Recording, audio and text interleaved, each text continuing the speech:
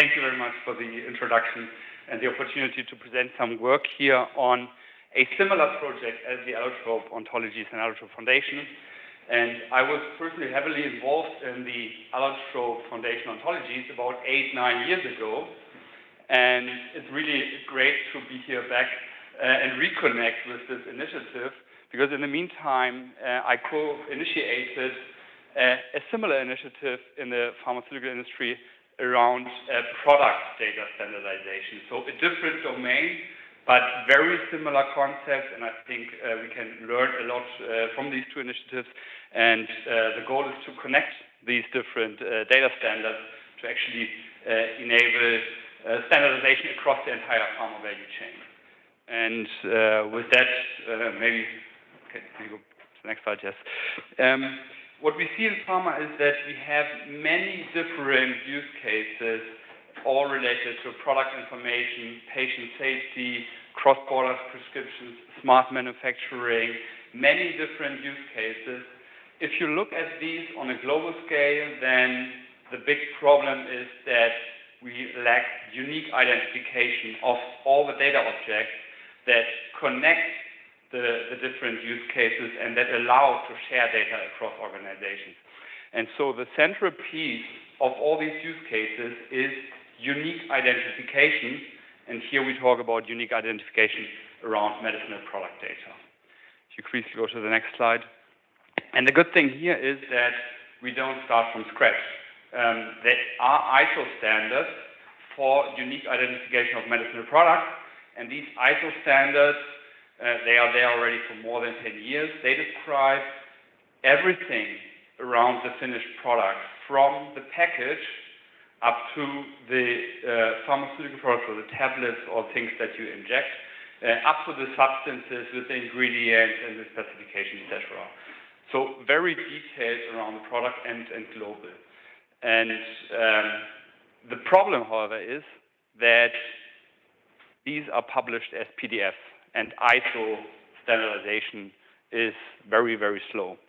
And the problem also is that if you just look at PDF standards and you try to implement, then the implementations look differently. And I saw that looking at Bayer, at Novartis, and others, that and also at the authorities, that it looks different. All are inspired by the standards, but implemented differently. So what we did, if you please go to the next slide. One back, sorry, it's maybe jumped, is to create a digital version of these ISO standards in IDMP Ontology, and this is really the implementation standard and creates a shared data language for the medicinal products up to the substance, etc. And this allows to connect internal departments and data from the internal departments, but also, of course, with the external world. And the IDMP Ontology as the shared data language. And if you go to the next slide. And the ecosystem around these ISO standards is very complex. This is a slide from the European Medicines Agency, and what you see here is that there are multiple standardization organizations involved with that. There are implementations at EMA and with the EUSRS or FDA with the GSRS, the Global Substance Registration Service. There's the World Health Organization involved, etc. And what we put here in the middle is the IDMP Ontology, also as a platform to enable collaboration to implement the ISO standards in a collaborative way. And the achievement in the last 2-3 years is that, first of all, the ontology is not just some ontology, it's part of the ISO standardization. So the ontology and how we build that from the ISO standards is actually a technical specification at ISO, and that ensures that these two things are married together and developed in a consistent manner. In addition, last year we have implemented successfully pilots with all the sponsoring organizations, sponsoring pharma organizations, AbbVie, Amgen, AstraZeneca, etc.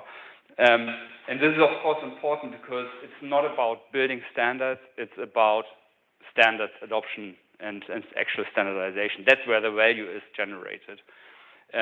We also released version 1.0 of the ontologies beginning of the year and also do quarterly releases similar to Allotrope. This is open source and ready for production implementation.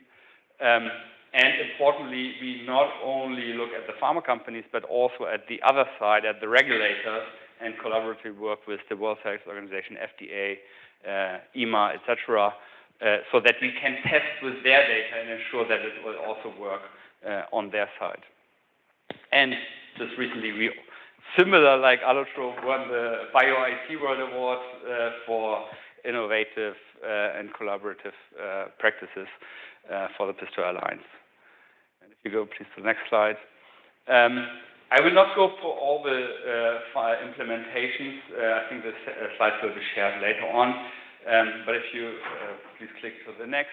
There are many different use cases implemented in the different organizations, and this is of course also important because only with implementing the data standards we generate the value, and different use cases can inspire different or are multipliers to implement in a different organization again. So AbbVie, for example, uses for structured content authoring with the IDMP Ontology, so that you can use that for submissions and in comparison with text. Amgen, you will hear in a later talk after lunch from Gerd. The main concept behind that is the product 360, where all the information for a product that is managed in different systems gets together in a data-centric architecture. And similar picture at AstraZeneca.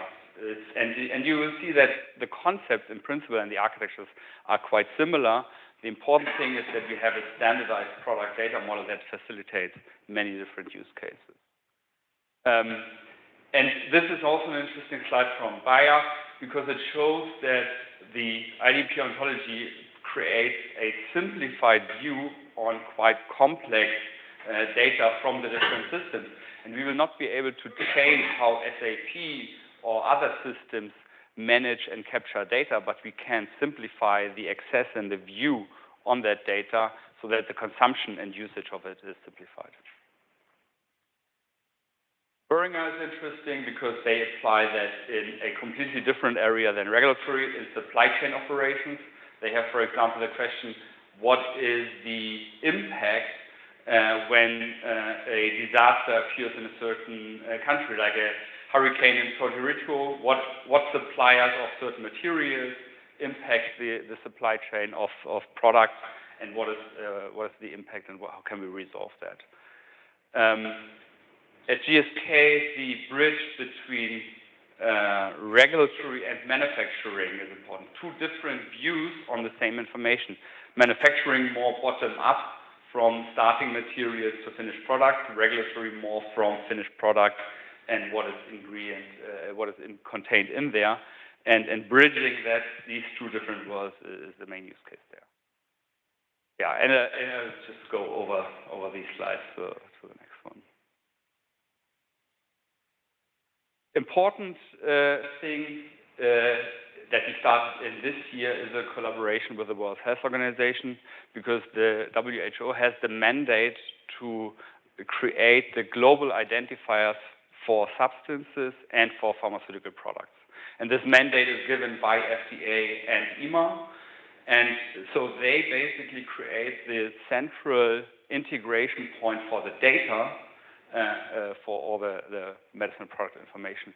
And they already have WHO drug, which is the most used drug dictionary in the world, but it's published in their own CSV files, in their own zip files, etc. And so what we do now is to align their data, and including the PHP IDs and global substance IDs, and build the WHO drug knowledge graph in alignment with the IDMP Ontology to create the first crystallization point of the actual data standardization.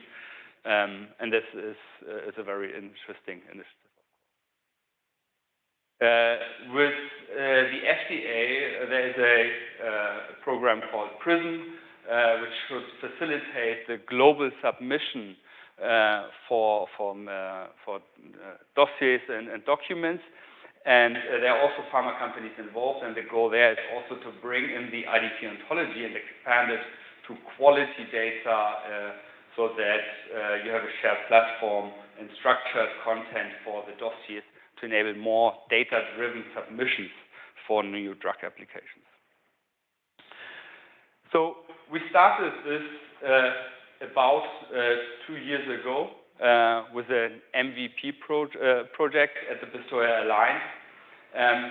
We created the version 1.0 within 1.5 years almost. And this year it's all about implementation and adoption of the standards, and that's why it's not so much on expanding the ontology, it's about helping the implementation and adoption in the different pharma companies. And there are already pharma companies who are not sponsors of the IDMP ontology who implement IDMP ontology as a central point for master data management and for central hub for product information. And we're already planning, of course, the next year, and there's also some learnings on how do we do the long-term governance models, etc. And at the Pistoia Alliance, the IDMP ontology was the first bigger ontology project, and now we are building even more ontologies in a coordinated manner. The IDMP ontology with the product is at the center because everything in a pharma company relates somehow to products or product candidates or active ingredients that you develop, so it's the central piece. But in the meantime, if you click again, there's a new project on CMC process ontology that will be also presented later today, and there's a clinical ontology, and of course, we also want to connect with the Allotrope Foundation ontologies.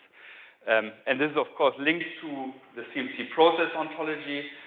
So we need to have a consistent and structured approach on building these bridge concepts between the ontologies so that there are not inconsistencies. Yeah? I think overlaps are not so problematic. Inconsistencies are the things that are problematic because they are costly to resolve.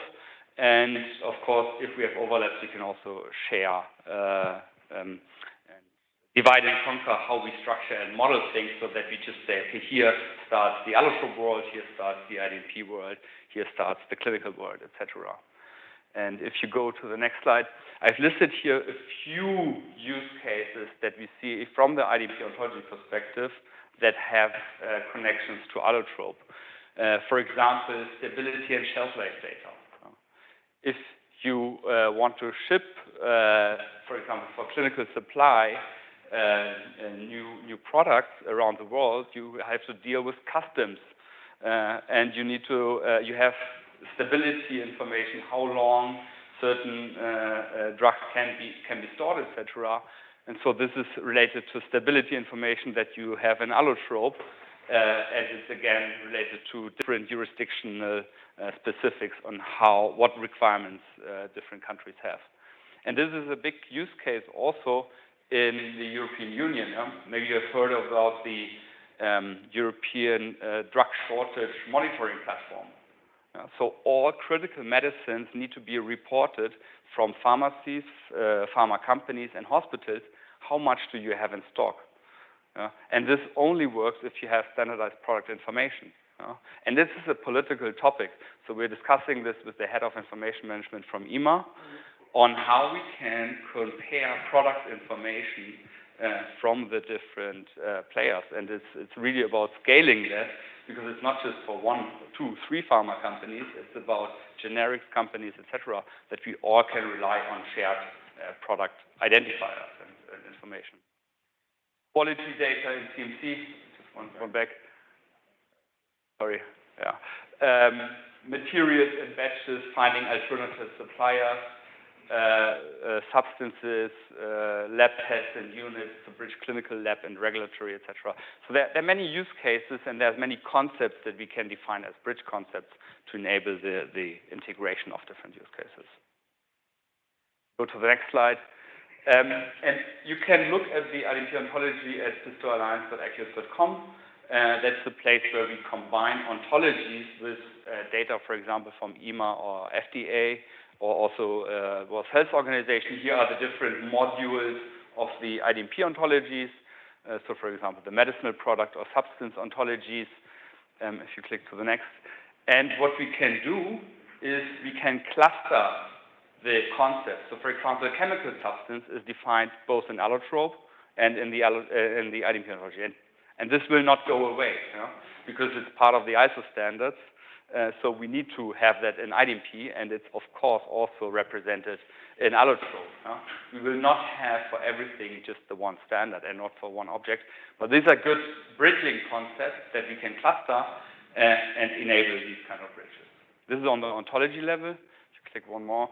And we can do this also on the instance data level. So we already map WHO drug data with EMA data, with FDA data, with pharma internal data, and the same clustering of the information can be applied. And if you click one more, and you can still see what comes from where. So for example, the European Union, of course, adds all the different language variants for products, and others add identifier citizens, etc. And with that, you create that global product view, still preserving who contributes what information to the data and to the knowledge graph. Click once more. And this is an example here from the World Health Organization, from WHO drug, where the identifiers for the medicinal product and the different levels of pharmaceutical product identifiers are structured on different levels of granularity, because you need to compare things sometimes on different levels, because you don't have always complete information. Colombia has different requirements on a product than Sweden. And so you need to be able to compare and mesh things on different levels. And this data basically is still not available publicly, but the World Health Organization already collaborates with us so that the information that they will publish already conforms with the IDMP standards. Next slide, please. And of course, this enables AI. If I can have standardized data, I can ask all kinds of questions. So I can ask, for example, what's the active ingredient of Avastin? And I get the corresponding results back. Or I can ask, where's Avastin registered, in which countries, and by which companies? And here you see how we can combine facts, because you combine registration information, then you can combine legal entity information. Genentech is part of Roche. So the AI can, with facts, infer that, oh, Roche is behind that, even though maybe in the data it's still, oh, Genentech sells it in the US and Roche sells it in Norway. It's still same overarching company. And this is a highly evolving field, of course, with more and more AI models. And so people don't need to write Sparkle queries. They just ask the questions and have facts that can be used to verify the input. And so that builds trust, and that also allows them to integrate more data-driven content into submissions, for example. And with that, I think maybe a few questions, but then lunch.